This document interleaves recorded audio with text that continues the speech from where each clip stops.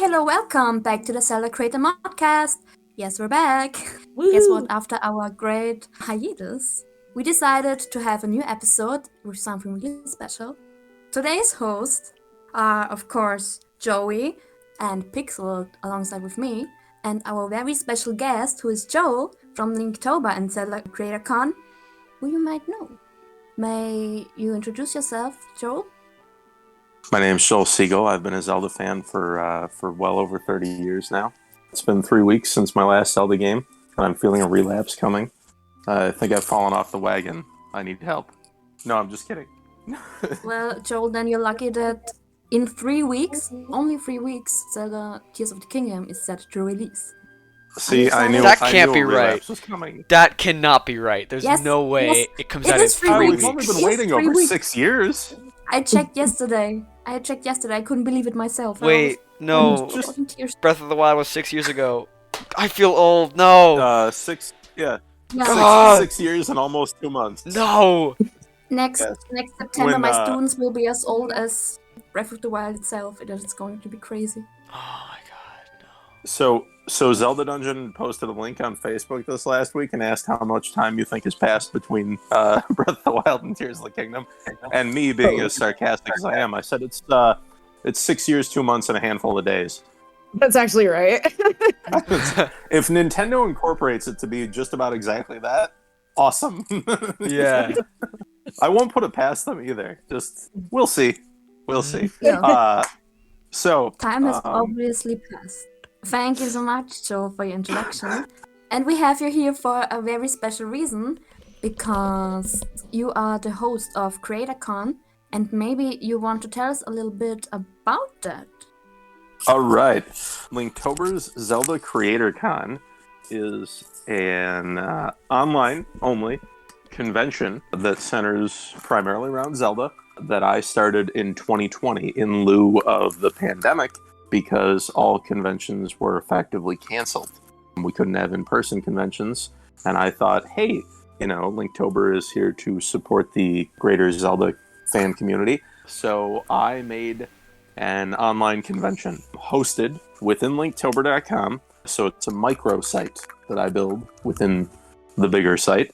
And in it, attendees will find a handful of different markets, like one might encounter in actual Zelda games, filled with a whole bunch of different, not just vendors or artists, cosplayers, streamers, podcasters, Zelda fan websites, musicians, writers, the whole gamut from around the world. And there's 5 or 6 of these markets towards a different market in the Zelda world. In it, all sorts of these creators are listed, and each has their own individual page that has a biography, some images or videos, and links out to their own websites and social media. So that part of the site, the microsite, is actually accessible for 2-3 weeks once the show launches. But the main 3 days of the show, which this year are June 9th through the 11th, there will be all sorts of programming that happen on Twitch, Discord, Instagram, Facebook, YouTube, and anywhere else anyone can do any sort of live streaming, where there will be performances, Q&As, live art, streaming, podcasts, you name it. So it's always a good time. To tell you the truth, I kind of get a little choked up anytime we have any musical performances, because it's just really cool to have people do stuff like live play ocarina in our show. We usually have somewhere between 150 to 200 creators in the show, and we've had attendance in the 500-ish level, I'd say. So it's not super big, but it is super fun. It's a great way for Zelda fans out there to have a bit of a hub of a collection of Zelda creators just out the gate. So like a directory listing, if you will. Love that. Awesome. Sounds amazing. Yeah, it's a lot to process. Yeah. I was gonna ask how many people usually are in the show, and also Pixel, you should do something live musically. Well, theoretically, for our end of year concert, I wrote a piece 2 years ago. It's a medley of Link to the Past and Link Between Worlds themes. Theoretically, we're going to play it at our final concert, but we'll see if it's good or not. If it's good, I'll post it, whatever. If not, maybe not, but we'll see. Cool. I'm looking forward to it, possibly. Yeah, If it possibly shows up. I'll be conducting it as well, so yeah, we'll see. But yeah, that's a lot of people for the show. I didn't realize it was that many. Yeah, it's I mean, like real life convention numbers. Where Yeah. our first questions comes in because we asked our dear people of Zelda creators if they have any questions for Joel, and our Dakota from Switchclicks podcast asked if Zelda CreatorCon ever becomes notable enough. Would you want it to be an in-person event, and how would you go about making it in person? Or like, do you prefer it online? I would love if we could ever have it as in person. In all likelihood, that would mean that it probably has to take place in or around Seattle or in or around Tokyo. Just judging by the the locations of the Big N, because they probably would not allow us to have an in-person convention without them being involved. That's the big hurdle, to answer Dakota, who knows the CreatorCon very well. But I would love if we could have an in-person. It'd be super cool for many of us fan creators to be out there and meet each other in the real world. I know it happens at conventions and stuff. I just did C2E2 at the start of this month and met some more people there. But yeah, it would be really cool to have an in-person one, but I wouldn't want it to only be in person. We would still have to have some form of a digital presence, because switching the CreatorCon to in-person creates those limitations of travel and also takes away the accessibility that it has for anyone that just plain old can't do in-person conventions, like people that are immunocompromised or have physical challenges. So in my eyes, as the head of it, those would be conditions that have to be met, that it has to be a cross between the two, so that all Zelda fans from all over the world can still enjoy it, even without being there in person. So streaming is essentially a must, if that means, doing stuff like how the Video Game Awards are live broadcast, then sure. How we would go about doing that is a whole big challenge that I don't know, and that probably would entail Nintendo's help. So they know about Linktober. I've, for lack of a better term, knocked on their door, and they pay us no mind. So I guess that's good. We might be on their radar, but not in the danger zone. But Yeah, at least you're not getting sued. Like, what was the YouTuber Point Crow? Oh yeah, that's a whole nother can of worms that we could open up on. Wow, that's. Oh yeah. We don't have time for that one today, but we operate within the limits of the gray area.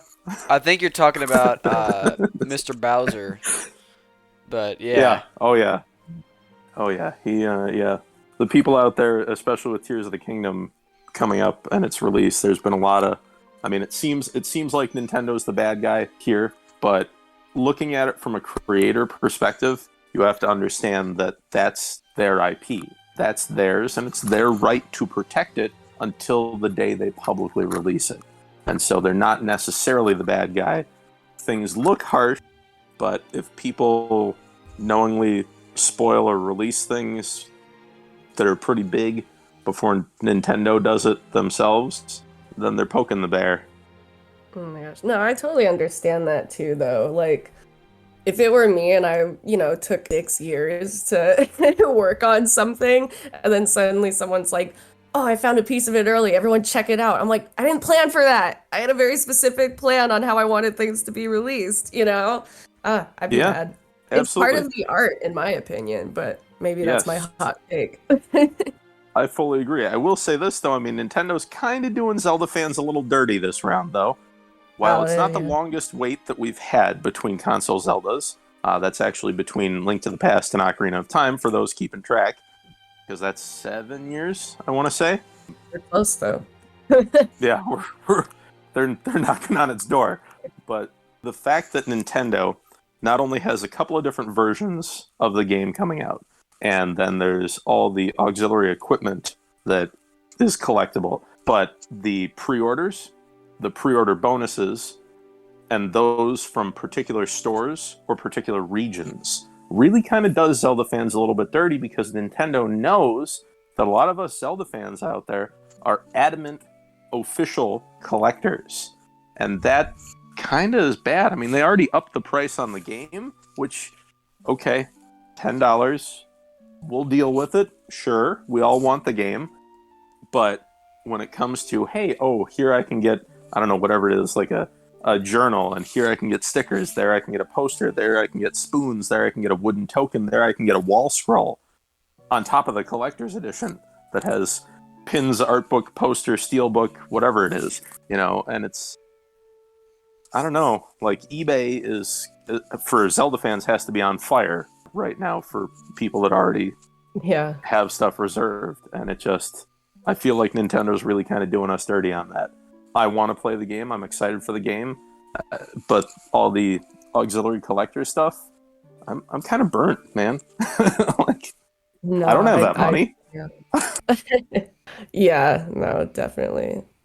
I'll also say this for the listeners out there: if you want really, really unique Zelda stuff that nobody else has, buy from independent creators.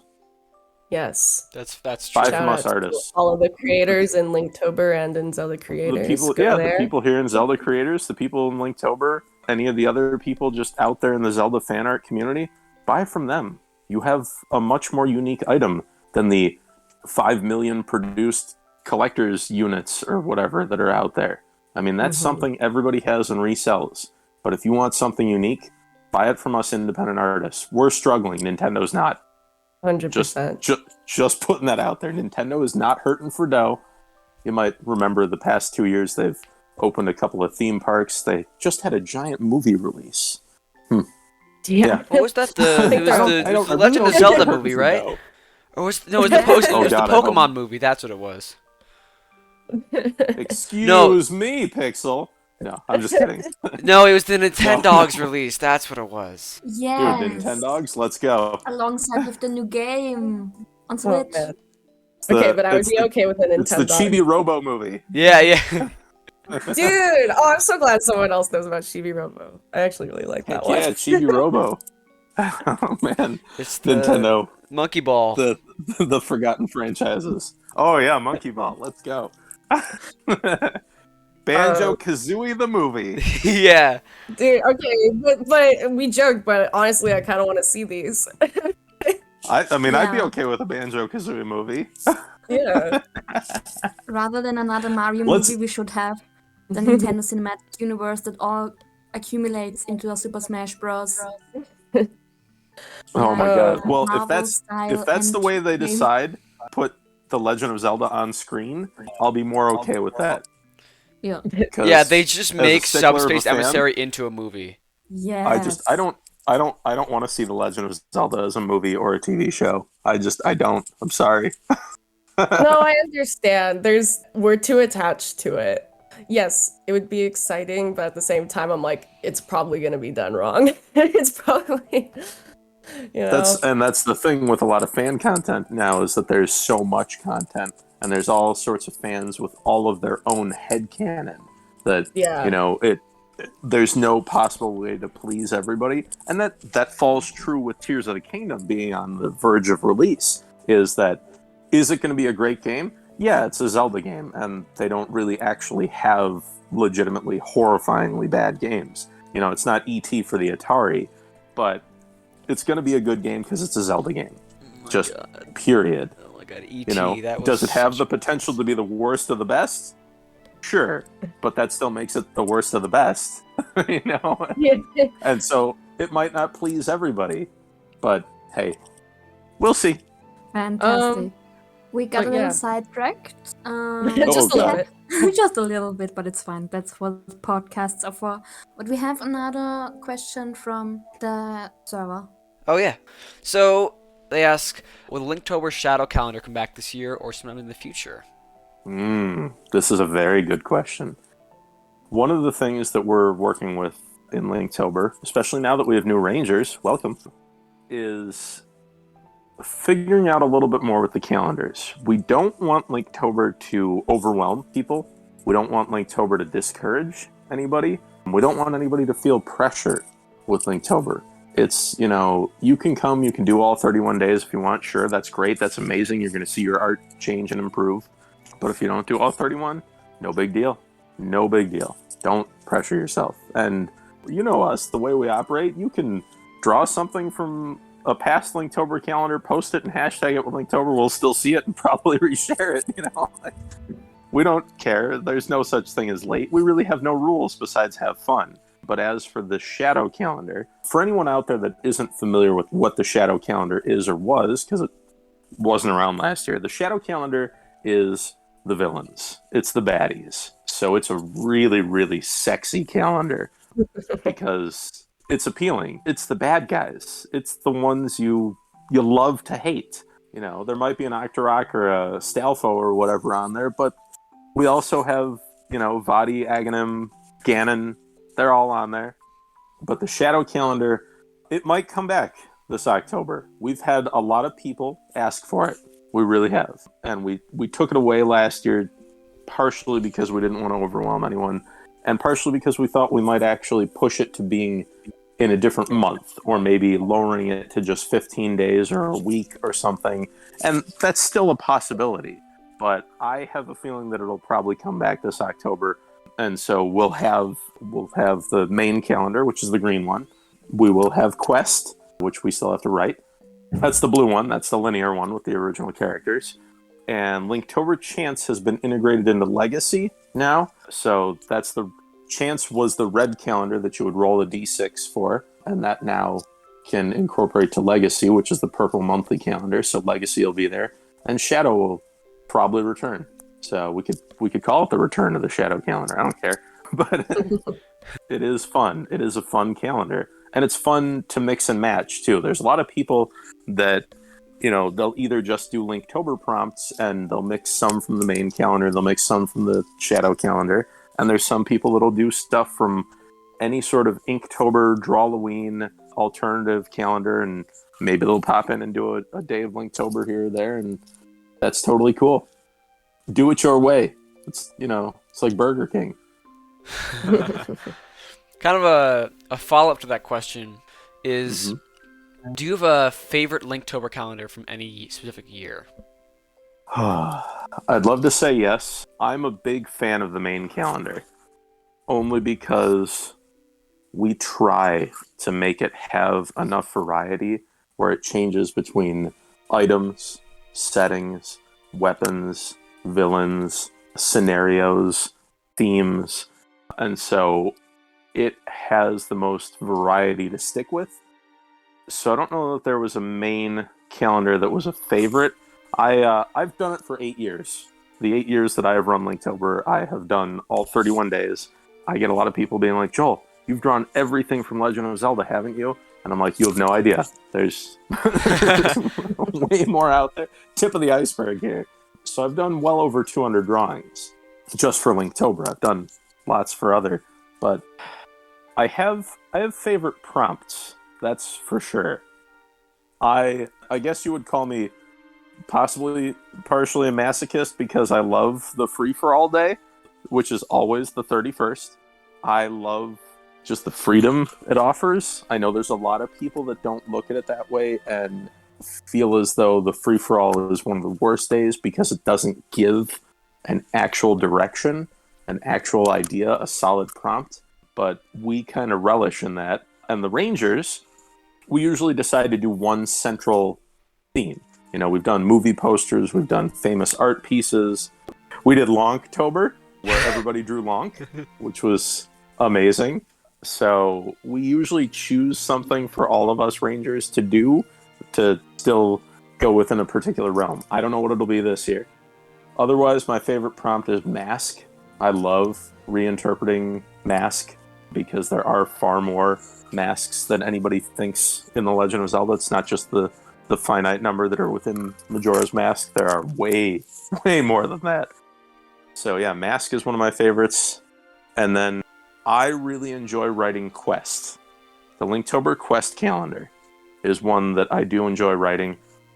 DB Root helps me write those. He's written a couple for a couple of years. We generally switch off and then help each other refine it. But there have been a couple Linktober quests that I wrote that I really, really, really like that would make either like really great sort of tabletop RPG campaigns or even really good comic books or fan fiction because they're good, solid outlines.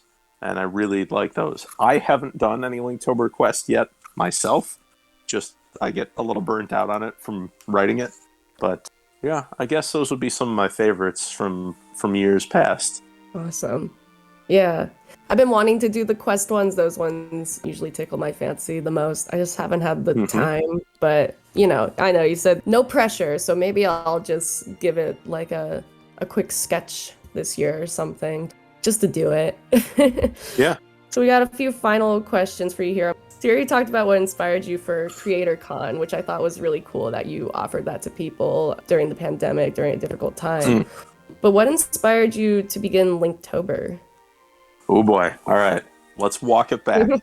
If you go to linktober.com, you can read the history of it. I need to refine it and make it a little better on there.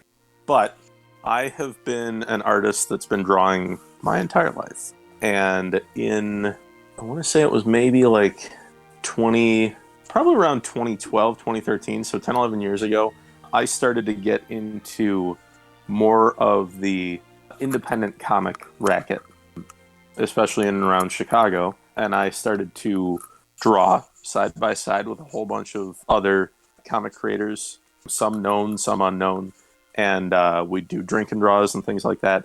And eventually I got wind of Inktober. And Inktober, as a lot of people know, is a one daily ink drawing challenge of October that was started in 2009 by Jake Parker. From that has spawned a lot of other alternatives and things like that. Now, I tried to do Inktober a couple of years, maybe 2012, 2013, 2014. It didn't dawn on me until 2015 that in order to get myself through all 31 days, I needed to draw from something that I knew a lot about and that I loved. And The Legend of Zelda is that. And so I didn't do Inktober per se that year. I actually took inspiration from Brian Soria's Drawloween calendar of that year, and I made each of the prompts Zelda. And so I got through all 31 days. I was one of 3 artists on social media that year hashtagging my October artwork as Linktober because it was kind of a logical conjunction. But I realized that it having got me through 31 days of art and even seeing some improvement in my own skill and time management as well, that it would help a lot of others. And knowing that the Zelda community, even at the time, back in 2015, the Zelda community is an extremely creative community. There's people out there making all sorts of Zelda fan content, whether it's stories that they've written that are fanfic or, inappropriate drawings of shipping weird characters. But the Zelda fan community is and always has been very creative. And it's always kind of just been out there and flowing. And so knowing that, I set out and I got the URL of linktober.com and I got all the social media handles and I started to build a brand and I built a calendar. This was all by myself for 2015, or this would have been now heading into 2016. And I put it out there. I sent it to Zelda Dungeon. I sent it to Zelda Universe, and they both shot it out there in front of fans. And that very first official year of Linktober, which would have been 2016, we went from 3 artists in 2015 to 300 artists in 2016, worldwide. Wow, and now we're sitting somewhere. Yeah, I was flabbergasted, to say the least, but I hit on something. Here we are 7-8 years later, and we're at like 7,000 participants in some capacity worldwide. Oh my god. So it just continues to grow. And there's no way that I could have ever gotten it to this level by myself. And so big, huge shout out to all the Rangers, past and present. That's my team. For anyone that doesn't know, the Linktober Rangers are the team behind Linktober. And so in 2017, My wife and I were going to get married in October of 2017, which meant that I had a little bit extra on my plate. I enlisted some fine artists from the first year of Linktober to help me out, and they became the Linktober Rangers. Some have left the team and gone on to greater things, and others have joined the team, and it changes every so often, but everybody brings new things to the table, new ideas, new ways to run things, and the Rangers help out with the calendars, resharing, modding the Discord channel, populating the Pinterest boards. They're awesome, and there's no possible way that I would have ever gotten Linktober to where it is without all of them, as well as all the fans participating. So this is a big shout out to any of you that are listening. Yeah, Linktober is nothing without all the fans and participants. Great job, everybody, and big, huge thanks. Obviously, Linktober helped in the manifestation and existence of Zelda creators as well. You guys kind of spawned somewhat out of that too. So yeah, we stole from you. Can't steal something that's just out there, but I kid. But I like you said, it's your IP. Maybe the logo is, but whatever. You know me, I'm real lax about this, where it's just like, whatever, I love that things like Linktober have brought about other stuff. So, and it's not necessarily just the Zelda creators. There's a lot of other creators out there that are doing things because of Linktober. There's a lot of people that have participated in Linktober, and their art really took off in social media, and they've reached new heights and things like that. And that's great. That I love that. That's what we're about. That's really what we're about, is encouraging. It doesn't matter if you're a 6-year-old artist drawing in crayons and drawing stick figures because you love Zelda, or if you're like a 65-year-old master that paints in oil paints. We don't care. We have no judgment. We just want you to create. That's it. That's the whole MO. And one of my favorite things that I hear every so often is that the Zelda fan art community and Linktober itself, we try to be completely inclusive. We want everybody to feel welcome. And I hear from people every so often saying that the Linktober community is one of the best fan communities out there, that it's one of the safest spaces, it's one of the most welcoming spaces. I think that gives me the best pride out of it. There's a lot of toxicity in the world, and it's unfortunately become a lot more prevalent in the last 5 or 6 years, give or take, that there's a lot of animosity out there and judgment from people, whether it's in fan communities or it's about various lifestyles or things like that. We don't want any of that to be a factor. We just want to be supporting people, That's kind of our whole MO. No, I really love that. Zelda creators hits on that too. You guys are very good. Very, very good at it. So Oh, thank you. Like, our job is a piece of cake, because our community, I mean, we're just... I know, they already do it for us. Yeah, it's stemmed a lot, because I think a lot of them came from Linktober, and, I mean, you guys do great work over there, because we don't have to do literally basically anything. Because they just... You did the hard work for us. It's so friendly. It's great. That's cool. No, yeah, just so many Zelda creators in general are just already fantastic people. I think Zelda in general is just a wholesome experience, so it makes a wholesome community in retrospect. Oh yeah, hard agree, absolutely. Mm-hmm. Speaking of, you were talking about how Linktober has been great for personal growth for a lot of creators. That reminded me. So a lot of people already know you from Linktober and CreatorCon, but you yourself are a creator. So I was curious if you have any personal projects that you're working on, or just what you like to do personally, creatively, or if you don't do as much of that, then are there other big events or servers that you ever plan for the future? Ooh, these are good questions. Everybody that's submitted questions, awesome. You've done great. I love these.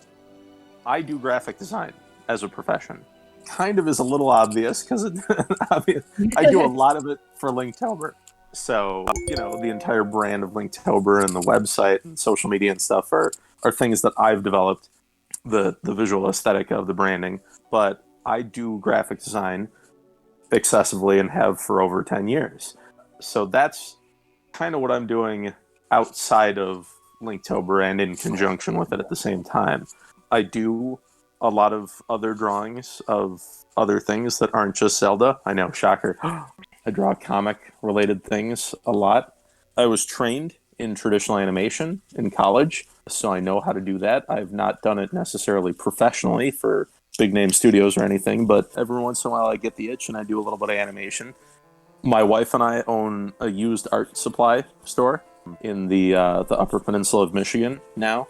We moved away from Chicago a couple of years back during the pandemic, and now we have a used art supply store that's open part-time that's here to do very similar to Linktober, just enhance and encourage the artistic community that's up here. So we do a lot of projects for that. We're in the middle of folding 1,000 origami paper cranes, which is kind of a big undertaking. There is another big project that I do have in the works that I'll just give you a little teaser for right now. It does have to do with Legend of Zelda. I know, shocker again, but I am going to make a comic. There is a comic that relates to Legend of Zelda that I'm working on, that I hope to have enough of together by the time of the CreatorCon that I can actually start to really promote it, because I'll probably do something like maybe a crowdfunding campaign on getting it printed, or something like Big Cartel or whatever, treat it kind of like a zine. It's a pretty big project that's going to take a lot of effort and has a lot of creativity to it that I think everybody's really going to enjoy. You can't see me right now, but I'm shaking. I love comics. I love Zelda comics. Everyone here knows that I love Zelda comics. I was about to say, yeah, when you mentioned comics, I'm like, that's Joey's trigger word. Here we go. Yeah, no, I mean, I hope there's a lot of people out there that have been reading a lot of like online Zelda comics and stuff. Usually in the CreatorCon, we have Junior Vigo Burrito, and we have Gemma Young. So those may be some creators that people know from stuff like Zelda's Lullaby and Growing Up Gerudo. That are some Zelda comics that have been pretty popular, among a handful of others that we have in there.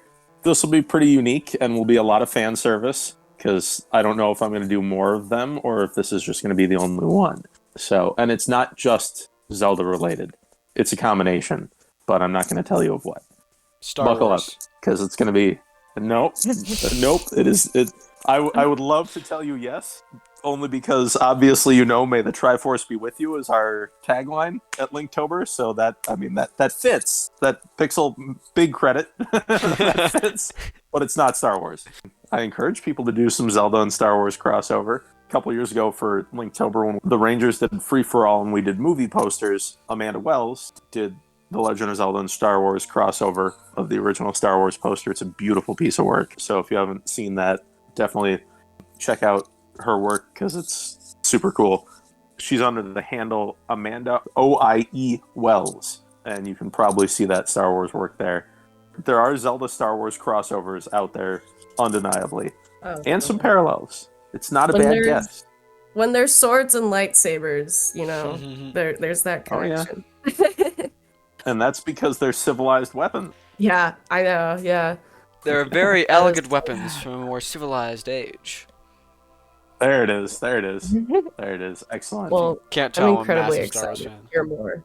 Yeah, I'm incredibly excited to hear more about that. So I will be gonna get some major teasers on my social media over the next couple of months. So it's a project I've been working on for 4.5 years that I've had the idea and just been toying with and kind of hashing out. So okay, so I'm expecting big things. Don't disappoint me. I'm just kidding. Trust me. I will not. Now that you mention it, where do we find you on social media? What's your handles? Well, I mean, you can find me if you lift up rocks. Okay. No, I'm just kidding. I'm not a Korok, but sometimes I hide under rocks. No, you can find me pretty much if you go to Linktober. It's hard to not find me, but I do also try to hide myself because I don't need to be in the limelight of Linktober. We have a whole team and a whole community, so definitely look up Linktober if you haven't already. Oh my God, what are you doing? Are you under a rock? You can find me at Joel D. Siegel. That's JoelDSiegel on almost all social medias except for TikTok. Oh my God, it scares me. Understandable. Yeah. So, but I mean, you can go to JoelDSiegel.com and find me. Yeah, I don't know. It's pronounced like the bird, seagull. So I always laugh about Wind Waker because there's a character named Joel in Wind Waker, and then there's a bunch of seagulls. And I'm like, was this game made for me? Joel is not the little boy with the snot. That's Zill, his younger brother. Joel's the little boy that wants to be Link, that's hopping on the rocks on Outside Island. So Maybe we'll use that one as your profile picture for the episode. Nice. I've drawn him numerous times. So Excellent. There's a Joel emoji in the Linktober server that you can use, and a seagull one, so you can always just put me in there. Yeah, Joel D. Siegel, Instagram, Facebook, Twitter.com. To answer Yu's question. Amazing. All right, I have one final question for you. The final question. One final question. Insert shocked Pikachu face again. Okay, is a hard one. Is a hot dog a sandwich? Oh my god. No, we don't have time. This is too much. That takes that's gonna be like a 5-part series. Like I mean, I can give quick answers to this. Pixel was saving this one. I before we started the podcast, I joked that I was insulted nobody submitted the question of if pizza or a hot dog were a sandwich. Pizza is an open-faced sandwich, and a hot dog, yes. It is meat inside of bread. It's a sandwich. I say these things as I was a Chicagoan for 30 plus years, and both pizza and hot dogs are real big there. And so I will go away with saying that both of them are sandwiches, but akin to art, which is what Linktober is about, it's open to interpretation. So if you don't consider it a sandwich, that's cool. But if you do, that's also cool. But the most important out of that is that you eat it and enjoy it. That was. I can agree with the hot dog one. I'm a little iffy on the pizza one, but I'm open. I'm gonna say the pizza one is true only in New York. How about that? Only in New York, yeah. Pixel's on it's it. It's a culture. You fold the slice of pie. Yeah, in New York. You get yourself a sandwich. So it's kind of like a taco. No, we can't bring tacos into this. That's a whole other discussion. Yeah, no. We gotta move on. We're crossing dangerous territory. I think those answers. This podcast will go all the way to Taco Tuesday. Yeah. All right. Then I'm very thankful that we have Joel here and that he gave such an amazing interview. Such a lovely time having you around. For our next topic, I would like to give a spoiler warning, a mild spoiler warning. We're going to discuss the most recent Tears of the Kingdom trailer and nothing beyond that. So anything that Nintendo has officially released, we're going to discuss. And anything that has been leaked, we are not going to discuss, as none of us really know about anything about that. The most recent Tears of the Kingdom trailer was, I would say, life-changing. It was amazing. It brought me to tears and to cry, and I screamed. And what are your guys' thoughts on that? So yeah, I just watched, like I said before the podcast, I just watched this like 10 minutes before we started recording. So for the first time.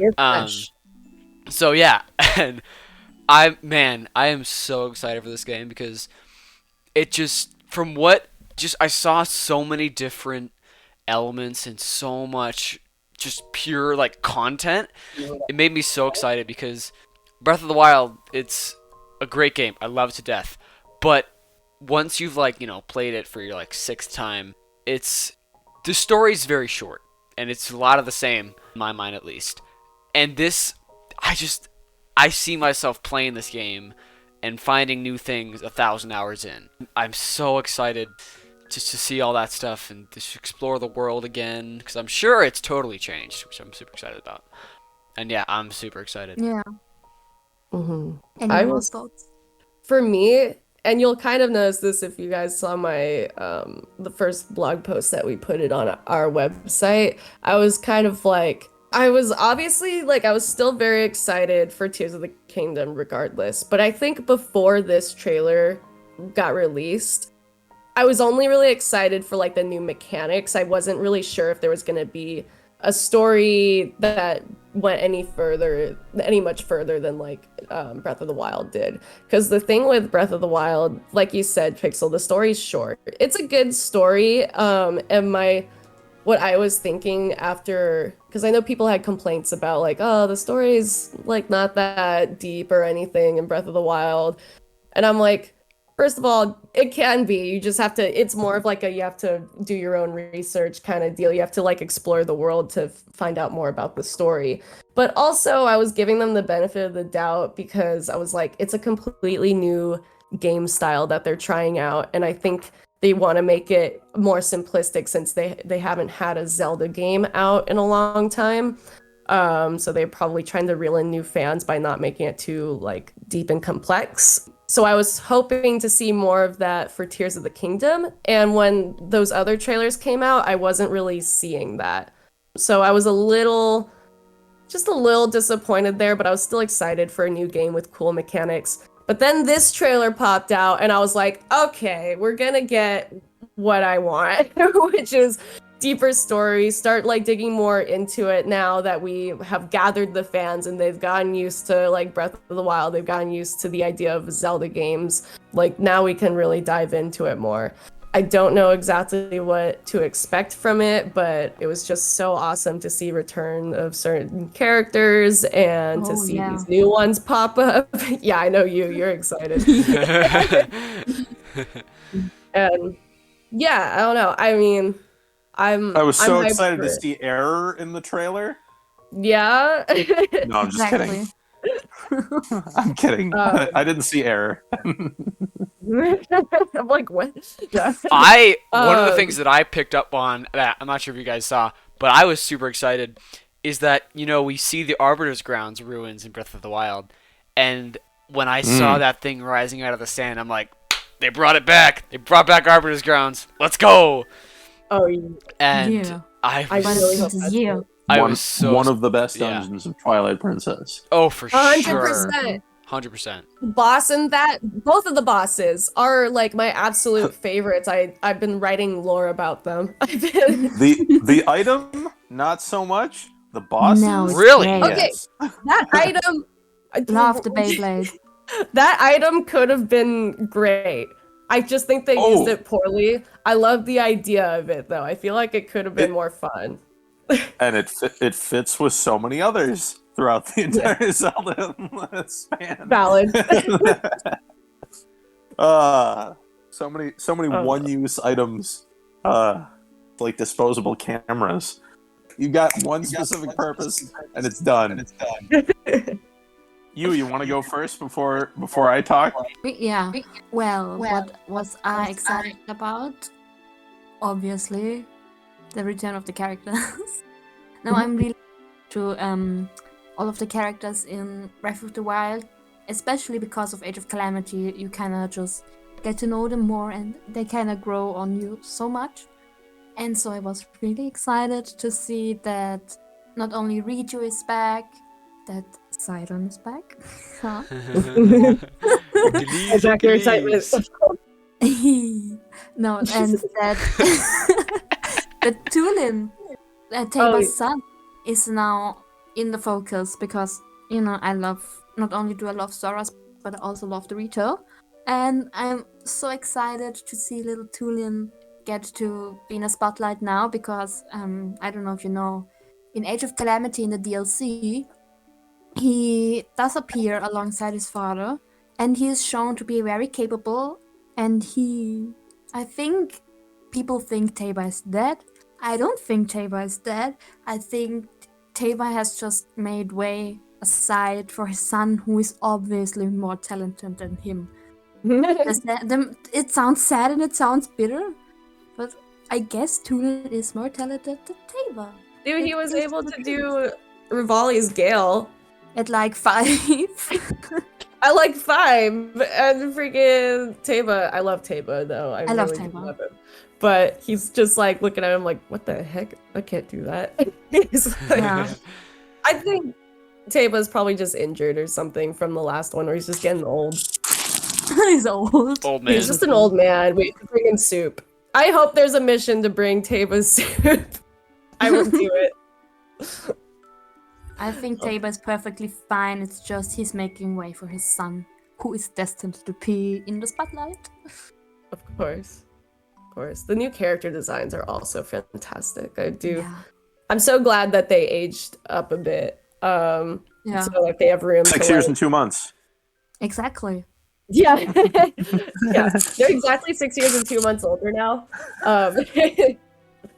No, but I really like that because not only does it make way for like new designs for the characters, but also just like different heights and stuff too. Do you see how freaking tall Riju is? I was like, what the? Oh yeah. Like, yeah. And Sidon. I know. Let's get into Joel. I know you've got some stuff to say.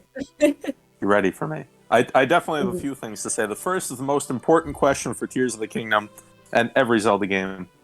Can I pet the dog? True! True! Yes! Hopefully. Can I pet the dog?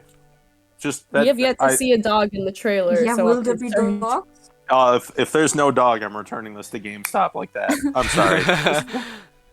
I'll be suing Nintendo instead of them suing anybody else. Where's my dog? Yeah.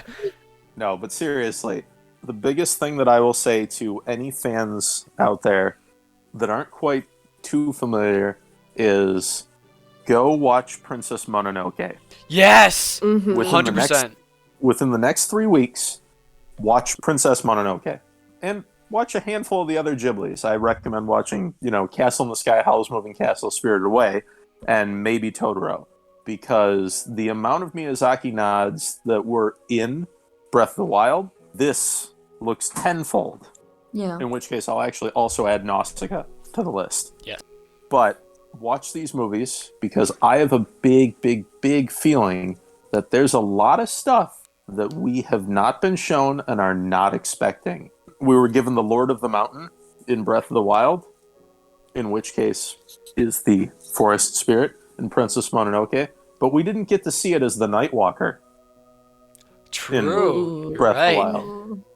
So if you think they won't actually take their nod towards Satoru Iwata even further, they probably will. The Koroks are like the Kodama, so we know that. And then we saw something with the castle possibly moving, coming out of the ground. As the Linktober Discord knows, and especially my friend Miss Susie V. Doodles knows, I have predicted that castle most certainly is coming out of the ground, and it's going to be like Castle in the Sky, or it could end up being a divine beast.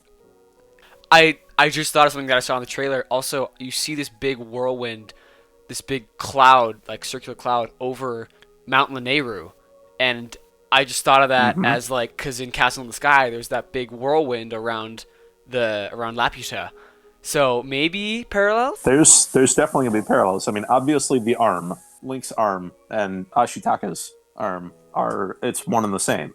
But I think the biggest thing is that we're going to get ties to both Skyward Sword and Twilight Princess in this. Mm-hmm. Yeah, I think there's going to be some big ties. Yeah. So there better be Uka. That's all I'm saying. Joey just needs Bond of Legends validated. That's all that she's looking for. Yeah. Uka. And the Magma too. Yeah, I feel like they might update the design of the Uka though. I feel like they were. No, why? What are you talking about? Why would you change perfection? I know. I just have a feeling. I'm not saying they should. I'm just saying they're gonna. Yeah. Also, just like throwing my one of my theories out there, because we don't see Yunobo at all in the trailer. I wonder if Ganondorf straight up killed him to get the tear. I don't know how though, because I think he already has it when he's like in his re-dead looking state. But I'm just wondering, because I was like, why would he have one of the tears? And also we don't see Yunobo. So I'm like, we don't see Rivali. I mean, we didn't see Cass, Kilton, or Beetle. Yeah, but you see all the other like champion descendants, and they're very like, here we go, and I'm like, where's Yunobo? I mean, I want Cass, Kilton, and Beetle more than I want champions, but that's just me. I'm a weirdo. Oh, I want them too, but I think they're gonna be there. I think Unova is only not being shown because he had a massive glow up. Yeah. They couldn't give us all the goods yet. He just is Death Mountain now. Yeah, well, that would make sense why Death Mountain is all like effed up, you know, like yeah, like maybe he like demolished them, you know. It was just like I got the tier, haha, you know, and now badness on Death Mountain. I just wanted to reveal that Kilton has been collecting monster parts secretly to like build this giant monster in order to fight Ganon, and he just like puts together all these different big monster mech. Yeah, yeah. Nice. He should have like an entire like airship, like a blimp, you know. Instead of a hot air balloon, he's like turned into a big blimp. Yeah. Yeah, no, that's gonna be fantastic. No, I'm very excited for this game, man. It's gonna be great. To be fair, I've watched everything that has come out for Tears of the Kingdom, and I still have no clue what's going to be going on. I have no idea what's the story going to be. Not even a single clue. Maybe I'm stupid, but I can't even imagine something. It's a mystery. My one other theory, well, I mean, I've got many, but the one other I'll share today is that scene with the new, like, dragon-looking person. First of all, that looks super cool. Second of all, I'm not 100% sure if these are the Zonai or not. Right. I am 100% sure. You're 100% sure? Yes. Well, like, yeah, it may be. But also, if you look closely in the background of that scene, there's like a Rito, and he has one of the tears in his bow and arrow. And then there's also a Gerudo on the other side. I have a feeling that was like a snippet of the scene from 10,000 years ago, the past champions. Because it was a different Rito, but they had the same tier that we see Tolan have later on in the trailer. So I think they were like showing us a snippet. You know what I mean? Yeah. I'm just saying. Just saying. But if you look at the outfit of the people, it looks very much like the barbarian armor. Yeah. It just does.